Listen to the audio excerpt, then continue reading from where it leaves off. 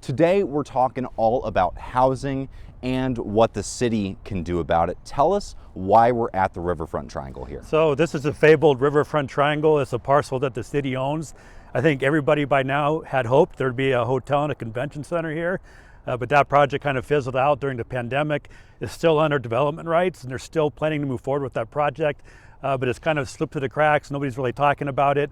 Nobody really knows where that project is in time right now. It's really expensive land too. I feel like this has a lot of potential, and that has many people thinking like there's different ideas of what to do with it. Is that part of the problem too? Yeah, well, they've master planned this entire site. So this 7-acre block right here, the city owns one parcel. It's supposed to be the premier piece of that property and that development. But again, when the pandemic happened, finances changed, costs have gone up, the project seems to be dead, but the city says it's still alive.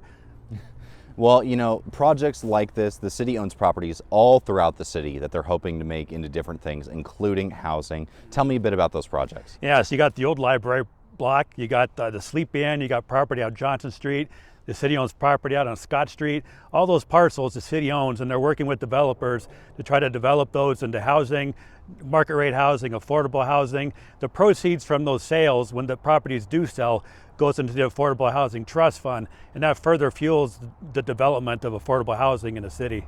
You know, affordable housing is something that I feel like every politician talks about. You know, everybody's always saying we need more affordable housing.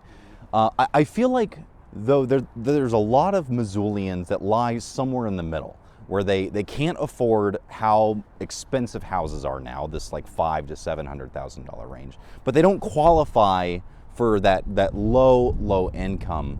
Is the city doing anything for the people in the middle? So it's called workforce housing, and they are looking at workforce housing. The Missoula Redevelopment Agency and the city and the housing office, they're exploring ways to implement new state law to create affordable housing by directing tax increment towards market rate housing. So the legislature added workforce housing to the definition of infrastructure, on which tax increment financing can be directed towards. And since the Missoula Redevelopment Agency issues tax increment financing to fuel projects, they're thinking that perhaps they can start using that to create workforce housing, which meets that middle income bracket.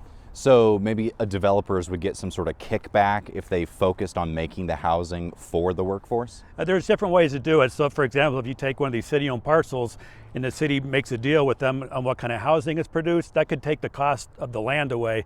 And of course, the cost of land is very expensive. So in a way, it's still subsidizing the project, but they're exploring all the various tools that they can use to try to create more workforce housing and of course, more affordable housing.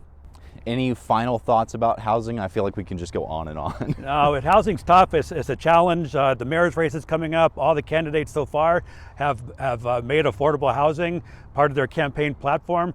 I think it's going to go on and on and on. It's not an easy fix. We'll see what the legislature does. When the session is over, hopefully there will be some help coming from that front, but time will tell. All right. Thank you so much, Martin. If you'd like to dive deeper into affordable housing and some of these city projects, there's a lot of great stories on the Missoula Current website. That's missoulacurrent.com. Thank you so much. Thanks.